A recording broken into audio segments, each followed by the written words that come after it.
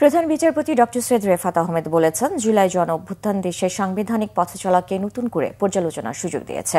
রাজধানীর সোনারগাঁও হোটেলে এক অনুষ্ঠানে একথা বলেন তিনি। প্রধান বিচারপতি বলেন, আইনি শাসন শুধু আমলাতন্ত্রের রুটিন কাজ বা উত্তরাধিকার সূত্রে পাওয়ার বিষয় নয়, এটা নৈতিক ভিতের উপর প্রতিষ্ঠিত একটি বিষয়। আইনি শাসন শুধু সংবিধানে লেখা থাকার বিষয় নয়, এটা মানুষের ঐক্যমতের উপর প্রতিষ্ঠিত থাকে। তিনি বলেন, জুলাই অভ্যুত্থান সংবিধানকে আমূল পরিবর্তনের কথা বলে না, এটা সংবিধানকে উপযুক্ত সংশোধনীর কথা বলে। অনুষ্ঠানের পররাষ্ট্র উপদেষ্টা তৌহিদ হোসেন বলেন, বাংলাদেশ বড় বড় শক্তির সাথে সম্পৃক্ত হয়ে কাজ করবে, তবে অবশ্যই তা জাতীয় স্বার্থ ও পারস্পরিক শ্রদ্ধাবোধের ভিত্তিতে হবে।